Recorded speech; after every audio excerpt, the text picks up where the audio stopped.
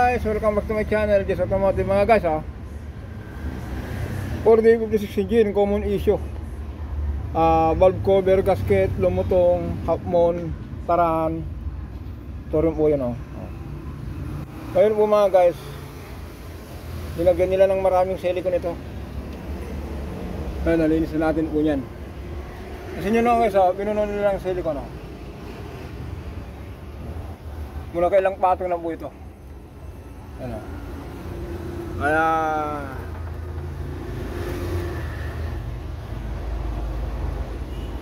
lumusot po yung yung oil dito sa taas, hindi po dito. Kasi mga guys, ganito po kasi yan. Ito pong gasket po kasi, katulad po nito, lumulutong po ito.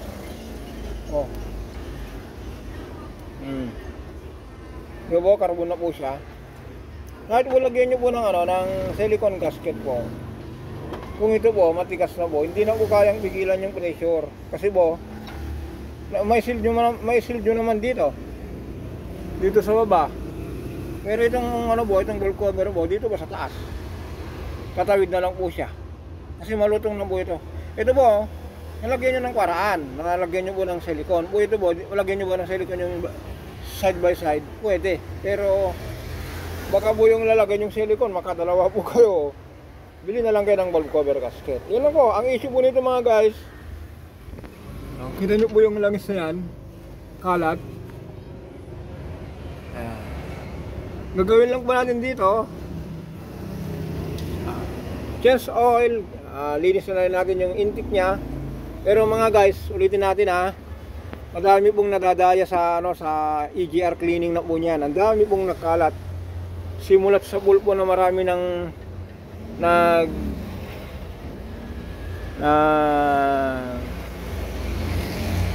da-download ng mga gawa tungkol sa EGR. Marami pong lumalabas na reklamo. Minsan ay nagsasabi, "Kuya, tingnan mo na nga ito. Nagpulinis ako ng EGR, lahat-lahat, intake, bakit low power pa rin?" Ito po L300 po ito, hindi pa Euro 4. Ito ba po yung old school na makina, yung unang labas po ng 4056. Kaya po gusto lang po ng may-ari, linis lang yung EGR para yung pasok ng hangin klaro. Pero yung underpower po, lalo sa mga ganito po, wag nyo pong paniwalaan. Dapat po yung gagawa po niyan, troubleshoot muna. Hindi yung puro, kasi mga guys, kung agad tayo na naglinis ng EGR agad, siyempre lininis na tayo niyan, may labor na.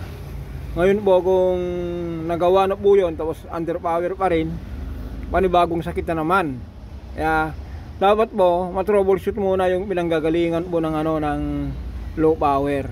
Yan, dami pong nabibiktima sa sa mga EGR cleaning na yan, yung turbo.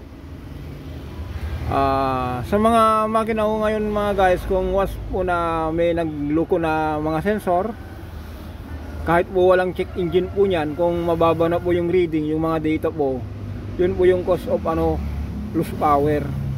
O kaya pumunta muna tayo sa common issue, o kaya sa mga basic air cleaner, yung andito, fuel filter. Ayun lang po, yung mga underpower na yan. Tapos i-check natin yung mga yung EGR po naman ito po, hindi naman po yung katulad yung mga Montero o kaya High Ace, Hilux. Kaya sabi ko nga po dito, common issue lang po ito. Yan, ang gagawin lang po natin dito mga guys, palitan lang natin yung valve cover gasket, tanggalin natin yung tagas na yan. Preventive maintenance na lang po ang natin dito, ang tawag natin dito. Hindi na po yung general PMS, kasi po kung general po, pagka magiging major po yung problema, pati yung bayad major problem na po yun. Kaya yan, ito lang po. Yung customer ko po na taga Bulacan, yung hindi customer, yung nag PM sa akin na Sir Edgar, sabi niya, "Sir, nanonood ko sa sa YouTube mo, ano ba nagiging cost kaya ng underpower ko?" Kasi nagpalinis na rin ako ng ng EGR 1 week before.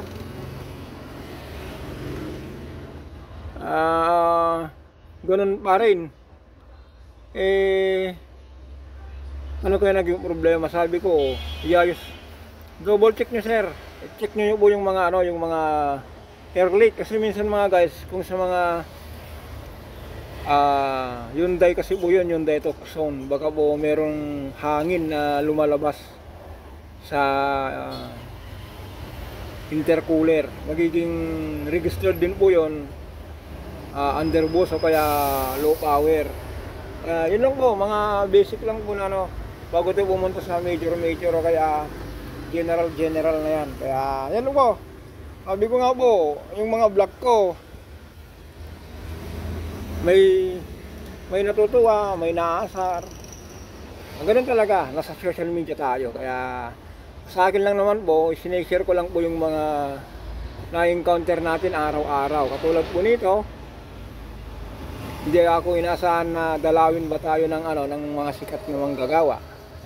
Puntahan natin kasi meron tayong nakita dito eh. Ayan guys, di ba? Kilalang kilala po niyan. Kaya sa atin naman mga guys, dahil subukan din nila yung luto natin, kung magustuhan nila yung kung magustuhan nila yung luto natin o kaya yung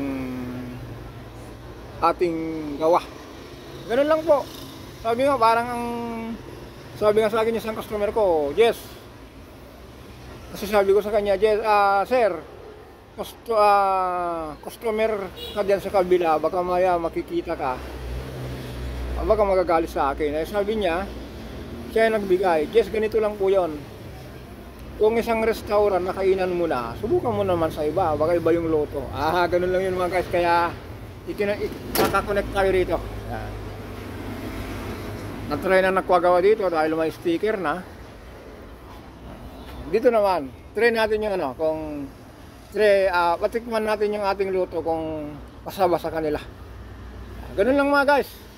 Ang ginawa lang po dito, yan yung tagas ng valve cover gasket, tapos linis yung intake, yung half moon, tapos yun lang po yung sabi ko nga po, common issue. Tapos ang tinakbo nito mga guys, kung kasinin po natin ay yan 82,000.